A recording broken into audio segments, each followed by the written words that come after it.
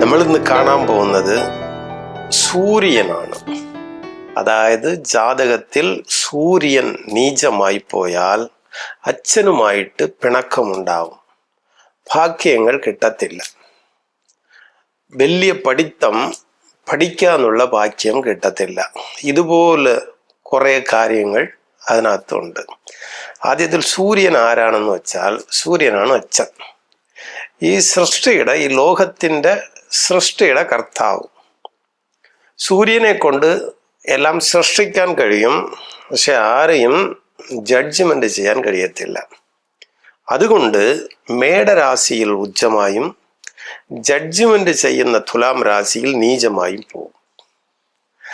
ഇത് ഒരു ജാതകത്തിൽ നീചമായി ഇരിക്കുവാണെങ്കിൽ കഴിഞ്ഞ ജന്മത്തിൽ അച്ഛനെ ഇവർ ശരിയായിട്ട് ബഹുമാനിക്കാത്തവർക്ക് മാത്രമേ ഇങ്ങനെ ഉണ്ടാവും.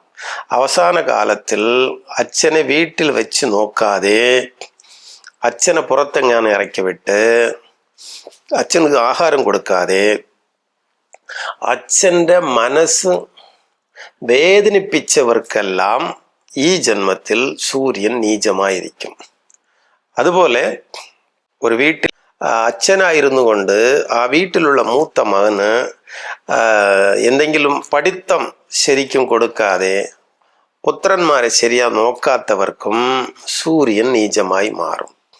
അപ്പോൾ ഈ ജന്മത്തിൽ മൂത്ത മകനുമായിട്ട് അച്ഛനും ശരിയായ ഒരു ബന്ധം ഉണ്ടാകത്തില്ല. അതുപോലെ അച്ഛനുമായിട്ടുള്ള എല്ലാ ഭാഗ്യങ്ങളും കിട്ടത്തില്ല. ഇനി ഒരു കാരണം എന്താന്ന് വെച്ചാൽ സൂര്യൻ നീചമായവർ കല്യാണം കഴിഞ്ഞിട്ട് ഒരു കുഞ്ഞിനെ പ്രസവിച്ചതിന് ശേഷം അവർ ഭാര്യാഭർത്താക്കൾ തമ്മിൽ പിരിവുണ്ടാവും.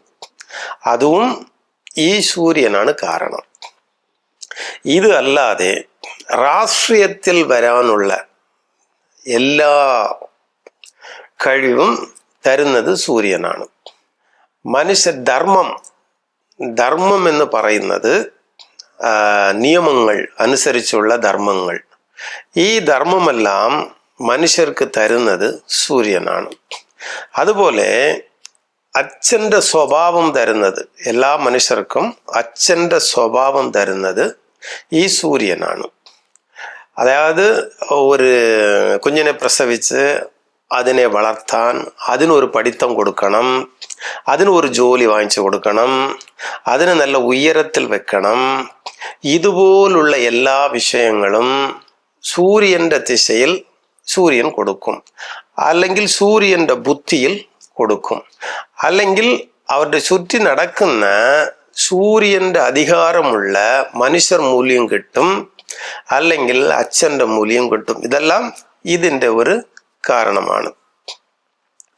അത് അല്ലാതെ സൂര്യൻ 6 രാശിയെ മാത്രമേ അത് പ്രകാശിപ്പിക്കും.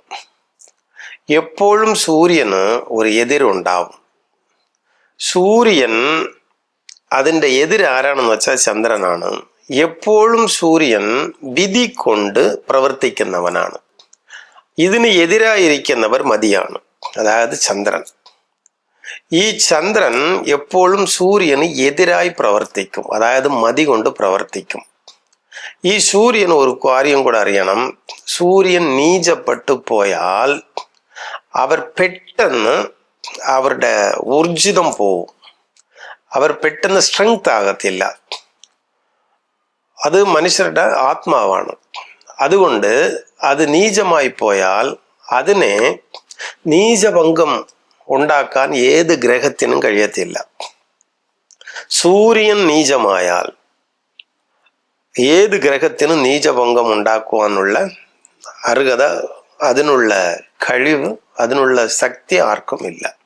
നീചമായാൽ നീചമായത് തന്നെയാണ്. ഇത് അല്ലാതെ രാഹു ഇതിനെ പിടിച്ചു കഴിഞ്ഞാൽ മനുഷ്യന് വളരെ ദേഷ്യമുണ്ടാവും. രാഹു സൂര്യനെ പിടിക്കുന്നതാണ്. അങ്ങനെ പിടിച്ചു കഴിഞ്ഞാൽ ദേഷ്യമുണ്ടാവും. രാഹുവും സൂര്യനും ചേർന്ന് ഒരു ജാതകത്തിൽ ഇരിക്കുവാണെങ്കിൽ ആ മനുഷ്യൻ മരണപ്പെട്ട് അവന്റെ മോനായിട്ട് ജനിക്കും. അതായത് ഒരു ജാതകത്തിൽ ഇങ്ങനെ ഉണ്ടെങ്കിൽ ആ ജാതകത്തിൽ ഇപ്പൊ ഒരു ഒരു ഒരു പുത്രന്റെ ജാതകത്തിൽ സൂര്യനും രാഹുവും ഇരിക്കുകയാണെന്ന് വെച്ചാൽ അവരുടെ അച്ഛൻ മരണപ്പെട്ട് ആ മരണപ്പെട്ട അച്ഛൻ തന്നെ മകനായിട്ട് ജനിക്കുന്നതാണ് വിധി. ഇങ്ങനെ ഒരു വിധിയും സൂര്യനെ പറ്റി ഉണ്ട്. ഇതുപോലെ സൂര്യൻ ഉച്ചത്തിലിരിക്കുവാണെങ്കിൽ സർക്കാരിൻ്റെ ജോലി കിട്ടും. ഇത് ഒരു വിഷയമാണ്. പക്ഷേ സൂര്യൻ ഉച്ചത്തിൽ ഇരുന്നു കൊണ്ടും അവൻ്റെ വലത്തും ഇടത്തും ഗ്രഹമില്ലെങ്കിൽ, അതായത് അവൻ്റെ കൂടെ ശുക്രനും ബുധനും ചേർന്നിരുന്നു കൊണ്ടും വലത്തും ഇടത്തും ഗ്രഹം ഇല്ലെങ്കിൽ, അതായത് ഇടവരാശിയിലും മീനരാശിയിലും ഗ്രഹം ഇല്ലെങ്കിലും ജോലി കിട്ടത്തുമില്ല. ഇതും നോക്കണം. അപ്പം ഏത് ഗ്രഹങ്ങളായാലും അതിൻ്റെ വലത്തും ഇടത്തും ഗ്രഹം വേണം. സൂര്യൻ ഉച്ചത്തിലായാലും ഇങ്ങനെ.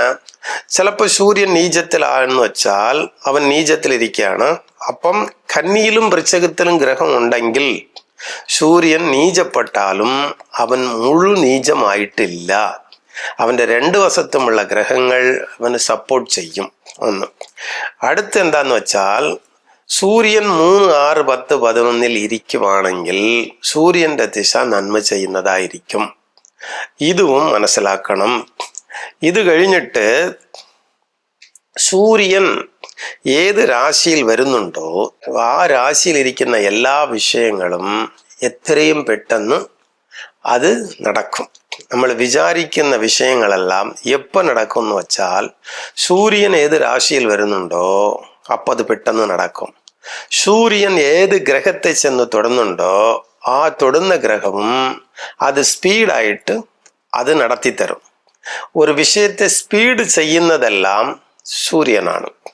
ഇപ്പൊ സൂര്യന്റെ അധികാരം കൊണ്ട നക്ഷത്രക്കാരെല്ലാവരും തീയുമായിട്ട് സംബന്ധപ്പെട്ട ജോലി ചെയ്യും. അതായത് ചായക്കടയിൽ ജോലി ചെയ്യും, ഇതുപോലെ പട്ടറയിൽ ജോലി ചെയ്യും. വേഗമായിട്ട് പോകുന്ന എല്ലാ വിഷയത്തിലും സൂര്യൻ സംബന്ധപ്പെട്ടവർ ജോലി ചെയ്യും. അങ്ങനെ ചെയ്താലേ അത് പെട്ടെന്ന് പെട്ടെന്ന് പെട്ടെന്ന് ചെയ്യാൻ പറ്റും. മറ്റാരെ കൊണ്ടും ഇത്രയും വേഗതയായിട്ട് ജോലി ചെയ്യാനൊന്നും പറ്റത്തില്ല.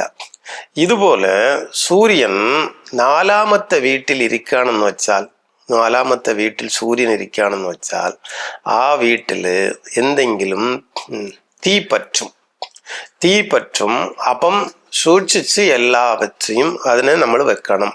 അതുപോലെ ലഗ്നത്തിൽ അത് ഇരിക്കുവാണെങ്കിൽ ശരീരത്തിൽ എന്തെങ്കിലും ഒരു ചെറിയ തീയിൻ്റെ പാടുണ്ടാവും. ഇതെല്ലാം സൂര്യന്റെ കാരകത്തിലുള്ളതാണ്. ഇന്നും ഒരുപാടുണ്ട്. അത് നമുക്ക് കണ്ടിന്യൂ ആയിട്ട് ഇത് നമ്മൾ നോക്കാം.